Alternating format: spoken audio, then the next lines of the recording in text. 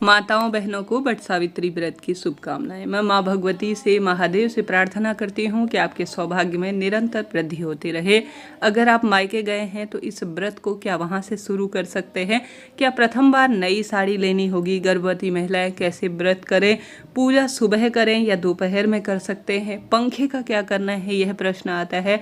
और कौन सी सामग्री आपको जरूर लेनी है, कौन सी सामग्री का दान करना है, इस वीडियो में पूरी जानकारी है। अंत तक बने रहिए। श्रेष्ठ उत्तम संपूर्ण पूजा विधि नियम आपको जानकारी में मिलेंगे। ध्यान से सुनिएगा जी, बहुत श्रेष्ठ जानकारी है। इस बार 26 मई 2025 को वट सावित्री का व्रत किया जा रहा है। सौभाग्यवती महिलाएं इस व्रत को करती हैं और इसी दिन सोमवती अमावस्या का व्रत भी किया जाएगा। 2 व्रत एक साथ हैं, अपने आप में अद्भुत है।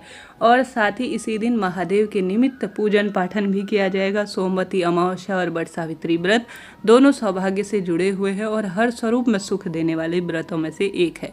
सबसे पहले किस समय व्रत करना चाहिए, यह आपके प्रश्न आते हैं। तो सबसे पहले इस व्रत को आप सभी जब भी आपको समय मिले दोपहर तक आप कभी भी कर सकते हैं, कहने का अर्थ है। परंतु कोशिश करें, क्योंकि दोपहर का समय गर्मी भीषण है और बहुत अधिक तबीयत खराब होने का भी डर रहता है। ऐसी स्थिति में जितना जल्दी हो, पूजा तो पूरे दिन भर में कर सकते हैं, कोई दिक्कत नहीं है।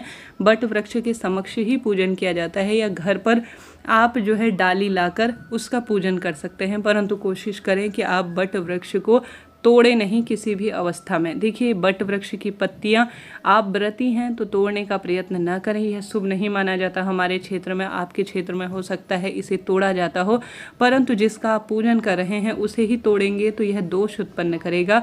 आप कहें कि बच्चों से तोड़वा लीजिए या किसी अन्य व्यक्ति जो पंडित ब्राह्मण जी हैं वह पूजा पाठ करते हैं तो उनको दोष नहीं लगेगा। परंतु आप बट पेड़ की पत्ती वट सावित्री व्रत के दिन नहीं तोड़े। आपके यहाँ इसका बट पेड़ के पत्ती का श्रृंगार किया जाता है तो आप व्रती हैं, आपने पूजन किया है तो आप ना तोड़े। झड़े हुए पत्ते आप धारण करें या एक दिन पहले ही आप जो है जैसे कि बट वृक्ष की डाल को घर पर लाकर भी आप पूजित कर सकते हैं। आप इस तरह से पूजन करें, परंतु कभी भी गलती से आप बट पेड़ की पत्ती को तोड़े नहीं इस दिन, इस चीज़ का ध्यान रखें। पूजा आप किसी भी समय कर सकते हैं, परंतु जितनी जल्दी पूजा कर लेंगे उतना ही बढ़िया रहेगा। इसके बाद आप सभी पहली बार व्रत उठाएं या नहीं? जी बिल्कुल, आप पहली बार व्रत उठा सकते हैं, कोई चिंता टेंशन की बात नहीं है। गर्भवती महिलाएं कैसे इस व्रत को करें? देखिए, इस व्रत को सरलतम तरीके से किया जा सकता है। इस व्रत में अन्न ग्रहण नहीं किया जाता, बस चाय पानी फलाहार लिया जा सकता है। कठिन व्रत यह नहीं है, इसमें फलाहार ले सकते हैं। मैं तो स्वयं जो है इस व्रत को करती हूँ। हमारे क्षेत्र में तो फलाहार लेकर अर्थात फल ग्रहण कर कर चाय पानी पीकर व्रत को किया जाता है। सबसे पहले पूजा पाठ कर लीजिए अच्छी तरह से। बट वृक्ष की पूजा, परिक्रमा, दान पुण्य की सामग्री निकालना और व्रत का संकल्प लेकर जो आपके कार्य रहते हैं वह करने के बाद आप फलाहार ले सकते हैं। व्रत कब खोला जाता है, यह प्रश्न आता है।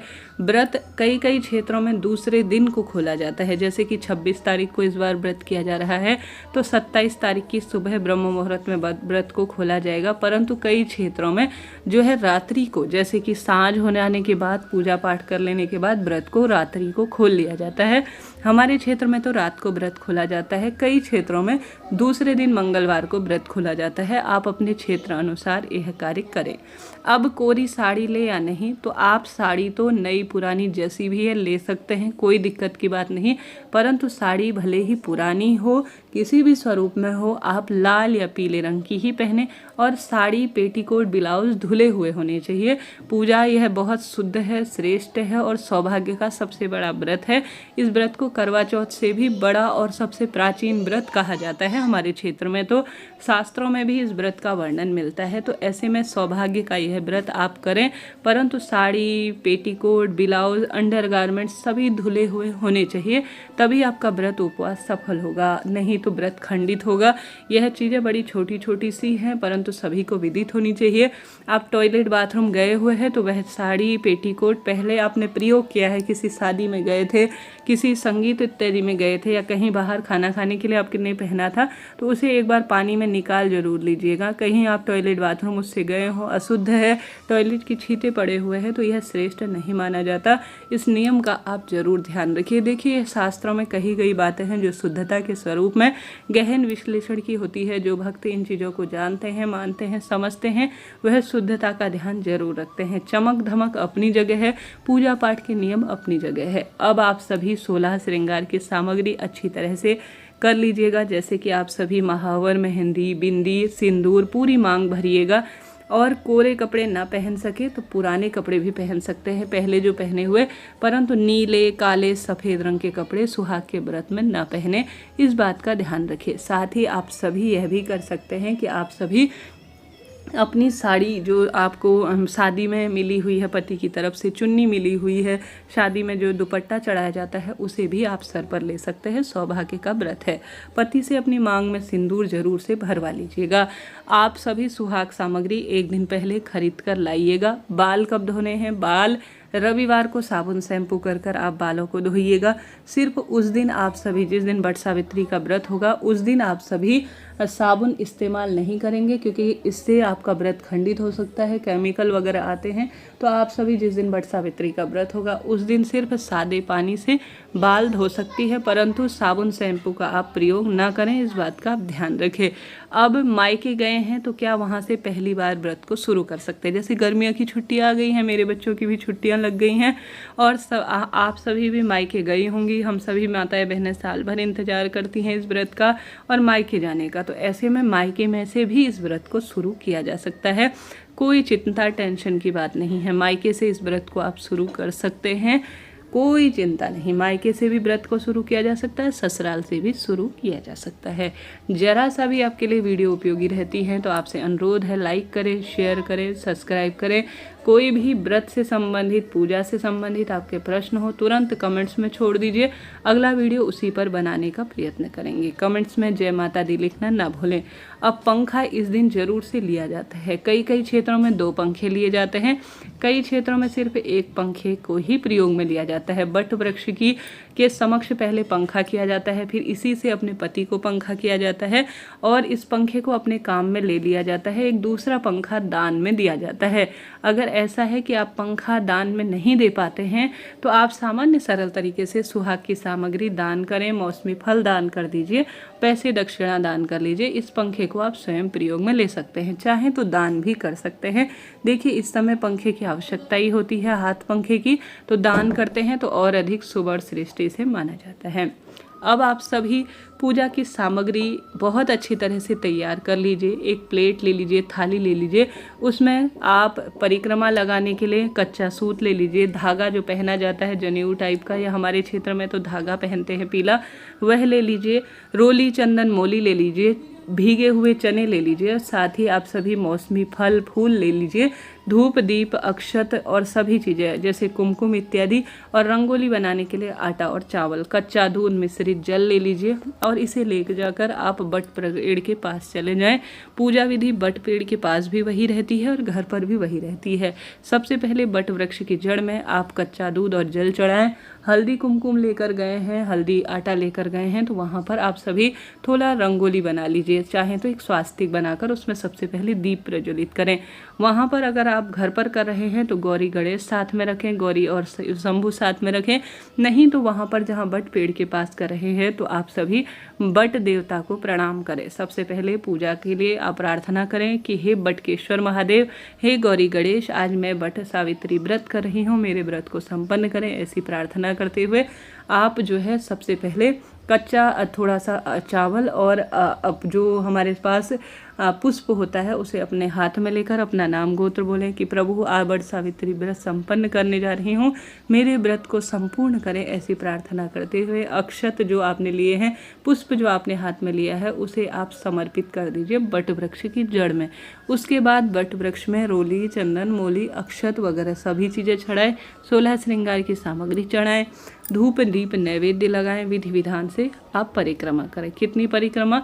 108 परिक्रमा लगाएं। अब 108 परिक्रमा आप अपने हाथ में चने लेकर कर सकती है, या आप सभी कोई अन्य सामग्री जैसे काजू बादाम या किशमिश भी लिए जा सकते हैं। 108 हम कई बार भूल जाते हैं, ऐसी स्थिति में आप सभी अपने हाथ में लेते हुए 108 आप दाने ले लीजिए अपने हाथ में।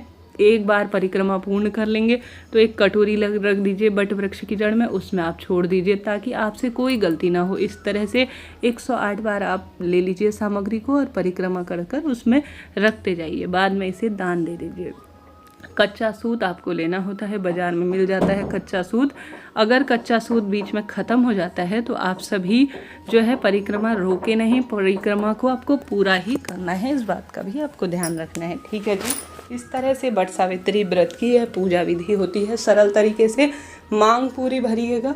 वहीं पर अन्य भक्तजन जो पूजा में माताएं बहनें आती हैं बट पेड़ के पास, वहाँ पर माताओं बहनों को आप जो है सिंदूर जरूर लगाएं। अपने सिंदूरे में से दूसरा सिंदूर जो होगा उसमें सिंदूरा लगाएं, उनके चरण स्पर्श करें, उनसे आशीर्वाद लें। बड़े हैं तो छोटों को भी थोड़ा सिंदूर सामग्री, आप सुहाग सामग्री जो आपने समर्पित की है उसे आप सबसे पहले थोड़ा सा आप गौरी मैया के किसी मंदिर में दान दे आइए और बाद में अपने घर पर या अपने जो वहाँ पर सखी सहेली हैं उन्हें आप सुहाग की सामग्री जरूर में दान में दीजिएगा, तभी सौभाग्य में वृद्धि होती है। सौभाग्य के जो व्रत होते हैं उनमें आवश्यक रूप से सामग्री दान की जाती है, तभी वह व्रत उपवास सफल माने जाते हैं। तो सुहाग की सामग्री सुहागिन महिलाओं को, गौरी मैया को और पंडिताइन को दान जरूर कीजिएगा, तभी आपका व्रत उपवास सफल माना जाएगा। तो इस तरह से आपको वट सावित्री व्रत का नियम लेना है। उसके बाद आप सभी को पूरे दिन भर में आप बार बार मुँह जूठा ना करें, चाय पानी फलाहार एक बार कर लीजिए, एक समय का भोजन पंडित ब्राह्मण जी को दान में दे दीजिए और साथ ही वट सावित्री व्रत की कथा सुने, साथ ही गणेश जी की भी कथा सुने। इसी तरह अगर आप सोमवती अमावस्या का भी व्रत करते हैं तो इसके बाद आप पीपल पूजा भी करिएगा। 2 वृक्षों की पूजा आपको करनी होगी, तभी आपका व्रत उपवास सफल माना जाएगा। वट सावित्री व्रत जो करता है उसके सौभाग्य में वृद्धि होती है। इस दिन बाल काटना, नाखून काटना, किसी का दिल दुखाना, गलत बात करना, किसी गलत तरीके से आप कोई कार्य करते हैं तो वह हमेशा ही नुकसानदायक माना जाता है। आप सोमवार को व्रत करेंगे तो रविवार की रात्रि जो भी भोजन करेंगे उसमें प्याज लहसुन तामसिक चीज़ किसी भी स्वरूप में ना हो, इस बात का ध्यान रखिएगा। तो वट सावित्री व्रत इस तरह से करेंगे तो आपका व्रत उपाय सफल हो जाएगा। और वट सावित्री व्रत से संबंधित कोई प्रश्न है कमेंट्स में आप छोड़ दीजिए, सब प्रश्नों का उत्तर आपको मिल जाएगा। वट सावित्री व्रत कोई सामान्य नहीं है, यह प्राचीन सौभाग्य का व्रत है। वट पेड़ की जड़ में अगर आपके यहाँ वट सावित्री व्रत किया नहीं जाता है तो भी वट पेड़ की पूजा करें। सोमवती अमावस्या के निमित्त पीपल पूजा जरूर करें, इससे सौभाग्य बढ़ता है और दुख दरिद्रता का अंत होता है।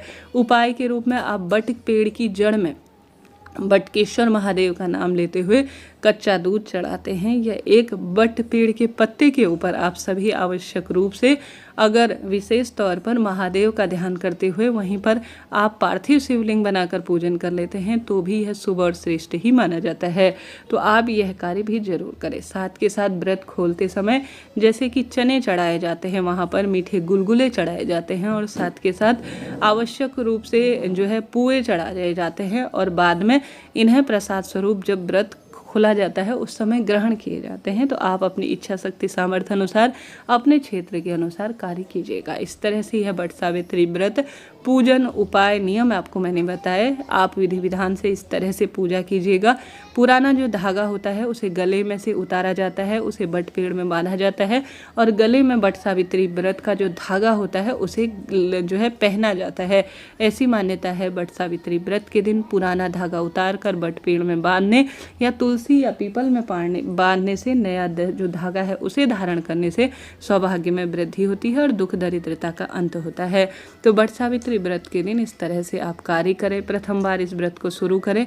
गर्भवती महिलाएं अगर वट पेड़ की 108 परिक्रमा न लगा पाएँ, पीपल पेड़ की परिक्रमा न लगा पाएँ तो मात्र आप 7 परिक्रमा या 3 परिक्रमा भी लगा लेते हैं। भगवान के ओम नमो भगवते वासुदेवाय या श्री शिवाय नमस्तुभ्यम मंत्र का जाप करते हुए तो भी आपको 108 जो है परिक्रमा का ही फल मिलेगा। आप इस बात का ध्यान रखें। आपकी भी तबीयत खराब रहती है, 108 बार आपसे परिक्रमा नहीं हो पाती है, कोई दिक्कत नहीं, कोई चिंता टेंशन नहीं, मात्र 7 या 3 परिक्रमा भी भगवान सब जानते हैं। यथाशक्ति तथा भक्ति, जिस अनुसार आप में शक्ति है उस अनुसार आप भक्ति करते हैं तो आपका व्रत उपाय पूजा पाठ सफल होता है और जीवन में कोई मुसीबत परेशानी नहीं आती है। तो आप सभी इस तहत भी पूजन कर सकते हैं। इस बात का ध्यान रखें, यह पितरों की सबसे बड़ी पूजा है क्योंकि इस इस दिन बट अमावस्या का भी दिन है और इसे सोमवती अमावस्या के नाम से भी जाना जाएगा। तो आप सभी को दीपक जरूर लगाना है बट पेड़ के नीचे, पीपल पेड़ के नीचे और घर के दरवाजे या घर की रसोई में